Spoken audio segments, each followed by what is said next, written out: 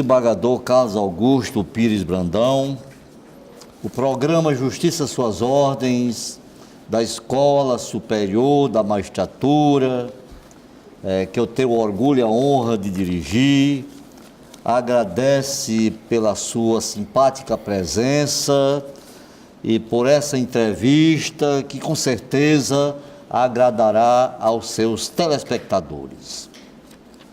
Eu formularia uma pergunta, mas antes eu gostaria de fazer uma observação que se impõe. Vossa Excelência, sem favor, é um magistrado que honra e orgulha a Justiça Federal do Brasil,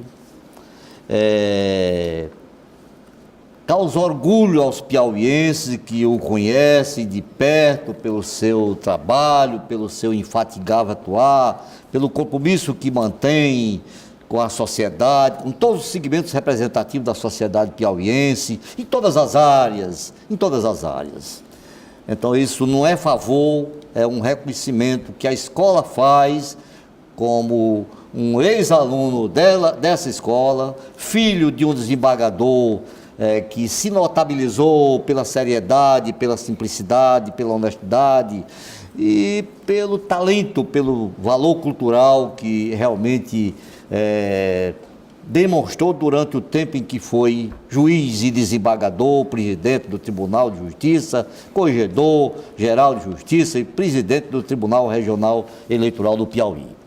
O prezado colega sempre foi tido como um magistrado criativo e inovador e que no curso de sua longa trajetória assimilou as mudanças normativas e comportamentais relacionadas com o meio ambiente, com a mitigação do preconceito racial, religioso, sexual e cultural, ditadas pelas preconizações dos novos tempos.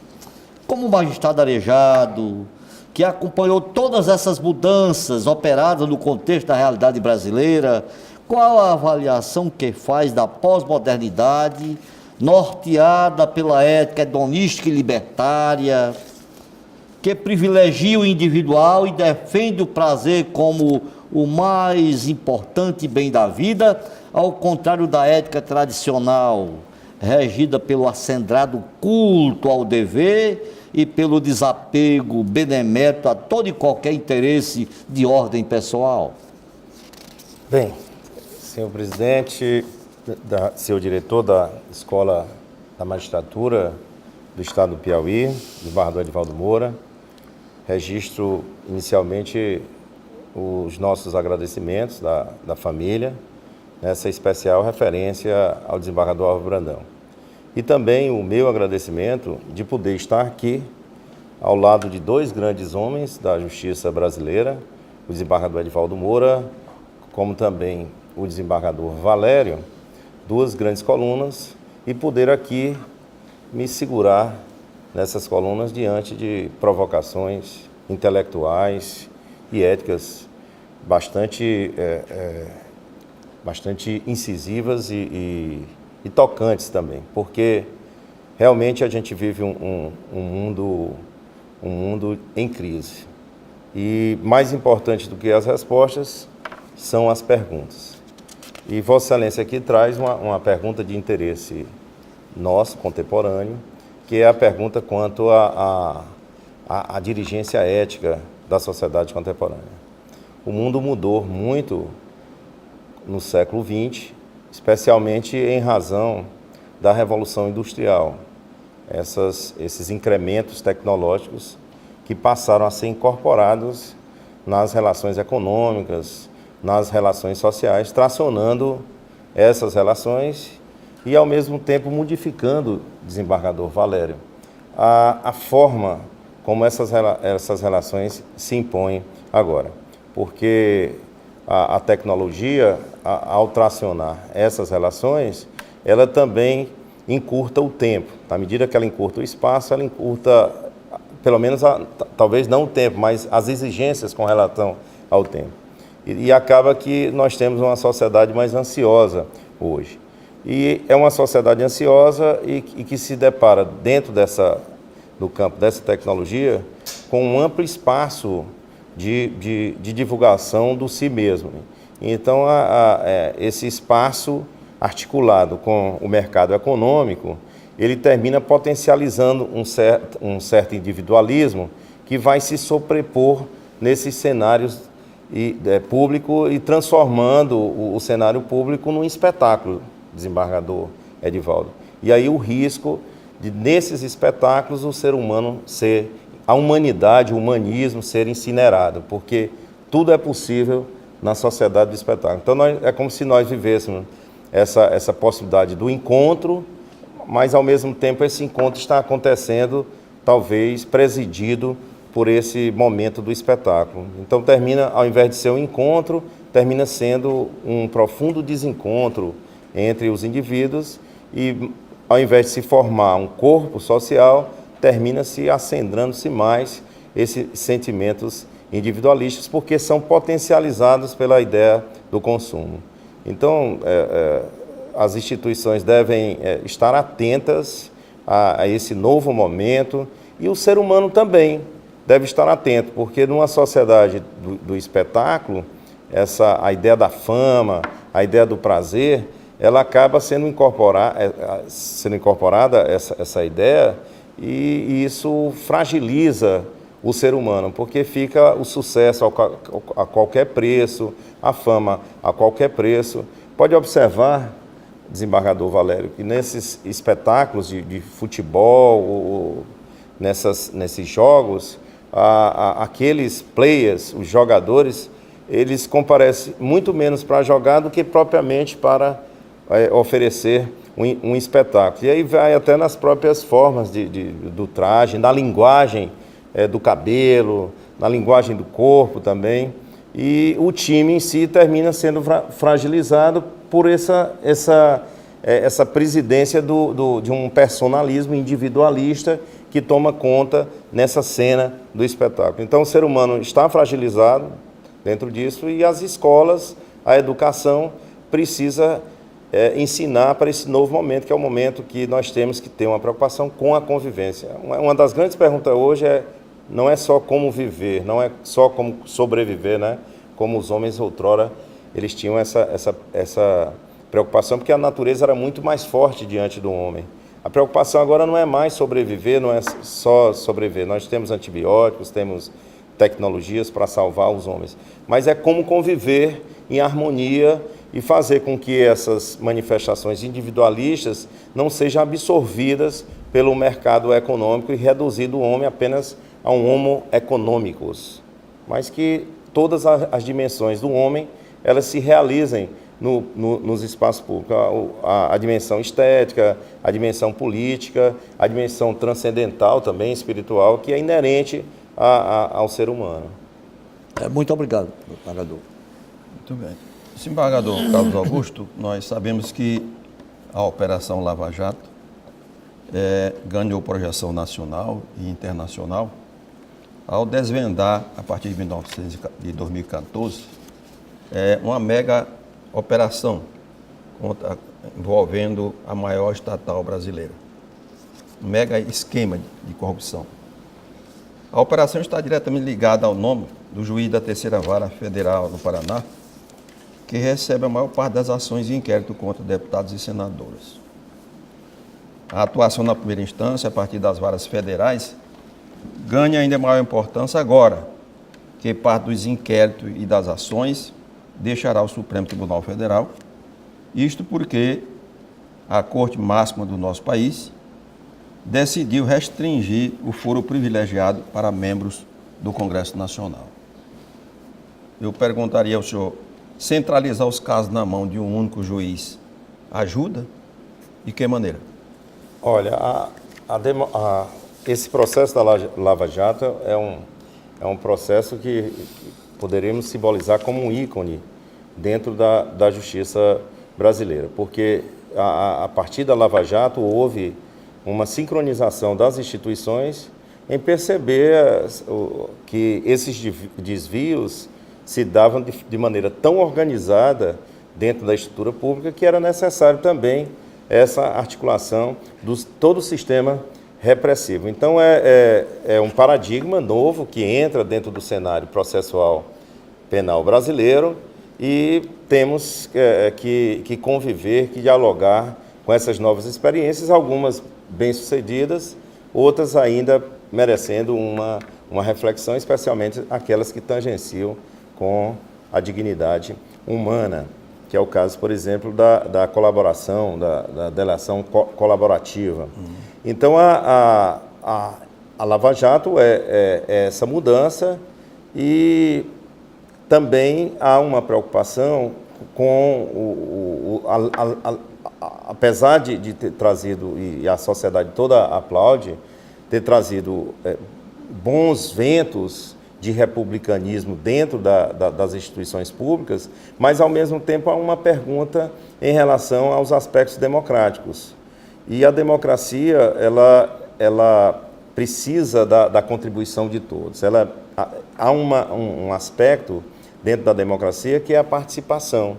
Então, quanto mais as instituições forem descentralizadas, mais a democracia ela é capaz de receber as contribuições das diversas vozes que compõem a sociedade. Então, é sempre um risco concentrar-se apenas em um órgão jurisdicional uma atuação tão expressiva nacionalmente. Então, a ideia de você não ter foro privilegiado é uma ideia que casa com o republicanismo e, de alguma forma, conflita com as nossas tradições, porque nós não podemos esquecer, desembargador Valério, que o Brasil é uma ex-colônia. E, como tal, nós temos alguns passivos institucionais dentro do Brasil. Um dos passivos é a desigualdade social, que nós, lamentavelmente, ainda não conseguimos expungir do nosso cenário. Então, a ideia das prerrogativas de foro também, nós teríamos que ver se isso não reproduz essa prática da desigualdade, se ela é republicana, se ela é democrática. Há um sociólogo, aliás, um historiador francês chamado Pierre Rosanvallon, que tem estudado o tema da democracia. E ele diz o seguinte: olha, mais importante do que nós termos uma democracia distributiva, essa democracia que distribui a Bolsa Família, distribui as riquezas do país, e nós estamos ainda nessa fase no Brasil, é bom que nós lembremos disso, a necessidade de uma democracia também nas relações sociais. Então, a democracia, ela convive com a referência da igualdade. Então, toda vez que você retira do foro comum a possibilidade de julgamento, você está, de alguma forma, alterando o regime de igualdade que deve presidir a democracia. Então, o importante era que esse foro privilegiado fosse extremamente reduzido apenas para aquelas autoridades que, de fato, cumprem temas relativos à segurança nacional. Desembargador Carlos Augusto, após as suas bem ponderadas observações, né, e com certeza, como disse, agradou aos nossos telespectadores, nós temos um ligeiro intervalo.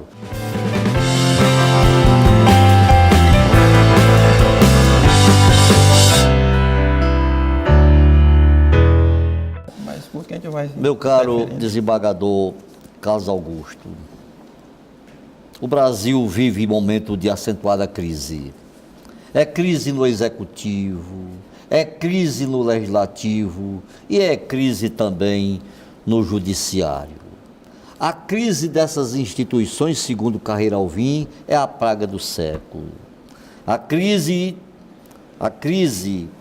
ela atormenta e desafia todos os que têm corresponsabilidade política e social e permeia todos os órgãos e instituições nacionais. Aqui o ilustre entrevistado atribui essa crise que tanto nos atormenta e aflige nos dias atuais. Olha, nós, desembargador Edivaldo, desembargador Valério, nós temos uma Constituição, quer dizer, um regime de institucionalidade muito recente no Brasil, que é a Constituição de 1988. E a Constituição, ela reproduz um programa de direitos humanos que estão lá nas declarações de direitos humanos de 48. Então, nós reproduzimos esse amplo programa de atenção aos direitos humanos, mas a pergunta é, será que as nossas instituições também se reprogramaram para a efetivação desse programa, ou esse programa não passa de um recurso retórico, de um recurso simbólico dentro da nossa Constituição, sem muita capacidade de efetividade no plano da realidade. Então, essa é uma pergunta que devemos fazer agora, nesse momento, é de que maneira as instituições brasileiras, e aí o judiciário está dentro dessa pergunta, essas instituições estão programadas para efetivar esse programa de direitos humanos, que esse programa está na Constituição. Essa pergunta ela é importante porque se houver um anacronismo nas respostas institucional no Brasil, então vai haver uma profunda defasagem entre esse programa constitucional e que fica apenas como uma retórica e as pessoas vão ficando cansadas das instituições e vão propondo mecanismos alternativos fora da institucionalidade. Então, se nós queremos preservar o Estado democrático de direito e nós, como magistrados, somos uma espécie de guarda desse regime dentro do país, nós devemos também nos perguntar de que maneira a nossa instituição, o Judiciário, está desenvolvendo essa efetivação desse programa de direitos sociais, direitos culturais, direitos econômicos, direitos ambientais também. Então, essa crise ela termina sendo potencializada no país, dada essa lembrança que há pouco eu fiz, que o Brasil é uma ex-colônia, e assim as suas instituições foram construídas dentro desse regime colonial, e a pergunta que a sociedade está a se fazer agora é se essas instituições que foram construídas ao longo da história colonial, se elas agora estão programadas também para efetivar esse generoso programa de direitos humanos que está na Constituição. Então, isso termina também acendrando o sentimento de crise. Muito obrigado. Desembargador Carlos Augusto, vamos falar agora sobre a tecnologia da modernidade, né? O uso do conhecido aplicativo WhatsApp, no andamento de processo, foi oficializado recentemente numa vara criminal do estado de São Paulo. Que é através dele que o juiz se comunica com os advogados, com procuradores, testemunhas e réus, para lembrá-los da data da audiência e outros atos processuais. Eu perguntaria como se dá a utilização dessa tecnologia e como seus colegas têm reagido a essa iniciativa. Olha, a Justiça Federal sempre é muito aberta a receber essas inovações tecnológicas, sempre muito aberta. E o WhatsApp ganhou o espaço social. Quase todos nós participamos de vários grupos de trabalho, grupos de amizades, grupos de famílias. Então, a gente está até precisando de uma nova educação social dentro das escolas para conviver com essas tecnologias. Então, a tecnologia ganhou uma dimensão tão grande, eu vou aproveitar essa sua pergunta, que não é só sobre o WhatsApp, é até sobre robôs virtuais também. Então, o direito brasileiro está ganhando uma certa influência do direito norte-americano, que é um direito dos precedentes judiciais. Por quê? Porque no momento que a gente, como nós estamos dizendo, que a tecnologia aumentou a pressa, a rapidez dos processos sociais, de alguma forma ampliou esse sentimento de ansiedade, o judiciário tem sido cobrado, demandado para atualizar a própria leitura das leis. O legislativo não consegue atender as novas demandas sociais, então não consegue formular leis, não consegue apresentar novos regramentos e as pessoas terminam indo ao judiciário.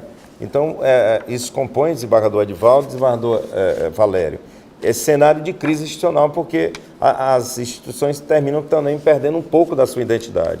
Então, aquilo que era reservado ao legislador fazer, que era compor uma legislação, a sociedade tem pressa e vai diretamente ao judiciário, muitas vezes fazendo um curto-circuito no processo político democrático, e vai ao judiciário. E o judiciário, diante daquela pergunta, daquele questionamento, daquele pedido, daquela reivindicação, tem que resolver. E aí o judiciário, ao resolver, vai percebendo um distanciamento em relação à legislação que vai ficando envelhecida. Então ele começa a se autorreferenciar através dos procedimentos, dos precedentes judiciais. Então, em relação aos precedentes judiciais, já estão sendo desenvolvidas tecnologias de informação, ao que se chama de inteligência artificial, que é a formação de robôs para determinar, para sugerir ao juiz qual é a linha dos precedentes judiciais. Então, quando o processo chega para o juiz, esses robôs virtuais, porque tudo passa a ser virtualizado agora, desembargador Valério, esses robôs começam a fazer as sugestões para o juiz. Olha, já tem precedente tal, e vai fazendo uma espécie de quadro de alegações, de argumentos, montando as decisões judiciais. Então, é extremamente importante para o estudante aí de direito que comece a se afinar também com esse novo incremento da inteligência artificial dentro do judiciário. Os advogados já estão chegando ao ponto de que quando um processo cai para mim, o próprio robô já faz um levantamento da minha personalidade e das decisões que eu tenho dado e já vai sugerindo se aquele processo vai ter êxito ou não vai ter êxito, até para sugerir uma eventual conciliação. E isso contribui para agilizar o andamento do processo. Olha, sempre a vida é muito tensional, tudo é muito tensionado. Então, ao mesmo tempo que contribui, levanta questões também acerca desse automatismo, porque será que nós podemos prescindir do ser humano ou podemos entregar tudo para a máquina? Então, quais são os limites da máquina? Ao mesmo tempo que a tecnologia deva ser incorporada, mas ao mesmo tempo nós não podemos deixar, como Vossa Excelência faz aqui agora, de apresentar os questionamentos da repercussão, dos efeitos colaterais, dos efeitos perversos desse incremento tecnológico na vida do judiciário. Meu caro colega Carlos Augusto, a Justiça Federal comemorou recentemente os seus 50 anos de reinstalação. Este tempo de existência foi marcado pela história das pessoas que a ela prestaram o seu serviço, como Vossa Excelência, demandaram, conviveram e, acima de tudo, acreditaram nela como um ideal que pode ser realizado. Em razão desta data tão especial, o que a Justiça Federal, através do nosso Tribunal Regional Federal, dos nossos juízes, da nossa associação dos juízes federais, realizou para realmente retratar a sua construção, seu cotidiano e o contexto histórico em que se deram todas essas mudanças, o Poder Judiciário se fortaleceu na sua avaliação ao longo desses 50 anos de intensa atividade e aportolada dedicação ao povo piauiense, à população piauiense, aos seus jurisdicionados? Olha, desembargador Edivaldo, quando nós perguntamos pela história das instituições, nós estamos na direção certa, porque afinal perguntar pela história pergunta também pelo sentido dessas instituições. A Justiça Federal, ela foi uma criação da República Brasileira, ela era de 1891. Então, em 1891, nós só tínhamos a Justiça Una, ela era única, formava uma unidade. A partir de 1891, a Constituição de 1891, fevereiro de 1891, foram criadas duas justiças, a Justiça Federal e a Justiça dos Estados. E a Justiça Federal está aí desde 1891, mas o Getúlio Vargas, em 1937, extinguiu a Justiça de primeiro grau, permaneceu apenas o Supremo Tribunal Federal.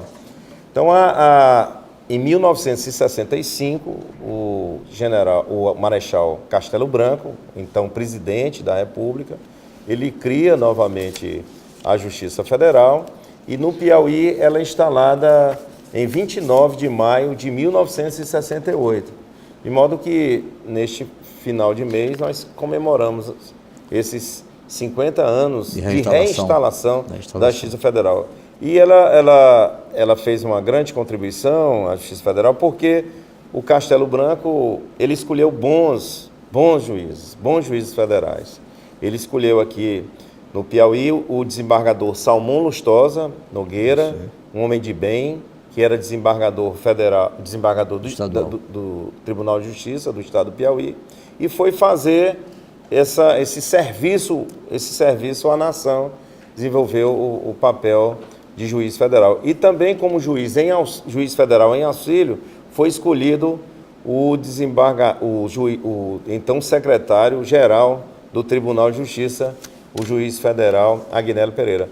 E foi muito bom, boa a atuação desses grandes homens. E agora, a partir de 1988, chegou a minha geração, que é uma geração muito estimulada pelos movimentos sociais, pelos movimentos cívicos, que de alguma forma estimularam a Constituinte de 1988. E aqui no Piauí, a Justiça Federal, ela deve ser um orgulho, porque ela realmente interagiu com a comunidade local e desenvolvemos atividades de proteção ao meio ambiente, a criação do Parque Nacional das Nascentes, a proteção também à Serra da Capivara, a gente está sempre presente, a proteção ao nosso litoral também, e nas demandas penais, que é a preservação da probidade administrativa. O que nós temos que incorporar agora, desembargador Edivaldo, é uma atuação que perceba que chega à Justiça Federal demandas por políticas públicas. Então, de que maneira a Justiça Federal vai ter agora de sistematizar esses pedidos com todas as dificuldades de orçamento e também a desestruturação que existe no oferecimento desse serviço público. Então, que tipo de estratégia processual o juiz federal vai ter que desenvolver para efetivar essas políticas públicas? A Justiça Federal do Piauí está de parabéns, tem em seu seio grandes magistrados, pessoas extremamente dedicadas ao judiciário brasileiro, e agora, recentemente, tivemos o Dr. Roberto Veloso, que presidiu a Associação Nacional dos Juízes Federais e foi aqui da nossa Seção Judiciária Federal. E eu estou em Brasília, atualmente, no Tribunal Regional Federal da Primeira Região, mas sempre também atento e solidário com os magistrados federais do Piauí. Desembargador Carlos Augusto, apenas resumidamente para concluir, que não podia deixar escapar essa oportunidade. Quais as suas expectativas para as eleições deste ano e o que os eleitores devem cobrar dos candidatos? Ora, a nossa expectativa é a melhor possível, porque cada vez nós estamos aprendendo mais com a democracia. Nós não podemos ter muita pressa com a democracia e ansiedade com a democracia. Nós não podemos abandonar a democracia. Mas observe que os eleitores estão mais atentos à vida, ao passado dos políticos. Qual é a dificuldade da democracia? É a gente selecionar bons candidatos, mas também que sejam bons governantes. Essa é a dificuldade. Porque muitas vezes você é um bom candidato, mas é um péssimo administrador. Então, essa é a dificuldade, mas é no mundo todo. No mundo todo, não é uma dificuldade brasileira. É uma democracia no mundo, porque a democracia passou também a ser um parâmetro de direitos humanos. Muito bem. Desembargador Carlos Augusto, com certeza essa foi uma das melhores entrevistas que já realizamos até aqui. Aliás, não seria surpresa para nós, né? Até porque já conhecemos o ilustre colega, sabemos do seu valor cultural, do seu talento, da sua facilidade de interlocução, né? E, aliás, o Roberto Veloso, outro orgulho da Justiça Federal e do nosso Estado, né, teria dito, quando entrevistado por nós, que Vossa Excelência era um magistrado que dava exemplo de atuação, de compromisso com a árdua missão de que se encontra encarregado em todo o Brasil. Não há quem não conheça a sua atividade, disse aqui para mim e para o desembargador Valério Chaves. Por isso eu só nos resta agora, em nome da escola, no meu nome, no nome do desembargador Valério Chaves, agradecer pela sua objetiva, judiciosa, interessante entrevista, que com certeza agradou, como disse, né, aos nossos telespectadores, e suas palavras com certeza serão guardadas, né, por todos nós com a solicitude e com o respeito que elas nos merecem. A palavra está com Vossa Excelência para as considerações finais. Nós agradecemos essa oportunidade, nós compomos também o quadro da Escola da Magistratura do Estado do Piauí, que nesse momento está sob a direção do desembargador Edivaldo Moura, e entendemos que o Judiciário deva preparar os seus magistrados para essa nova realidade. O Judiciário tem que desenvolver atividades estratégicas, tem que ter uma atuação estratégica diante desse contexto. E nada melhor do que ter uma escola, e a nossa Escola da Magistratura do Estado do Piauí, ela está sempre na frente, e agora, sob os cuidados do desembargador Edivaldo Moura, com certeza ela vai ainda mais aproximar os juízes dessas provocações que são urgentes, que exigem reflexão do magistrado para exatamente ele perceber a importância de seu papel no quadro institucional brasileiro. O magistrado se tornou uma espécie de referência institucional no país. Todas as demandas políticas, sociais, econômicas terminam chegando à justiça. Então, de que maneira, de que estratégias ele vai desenvolver para enfrentar essa demanda que agora chega ao judiciário, que se chama judicialização social, judicialização da vida política.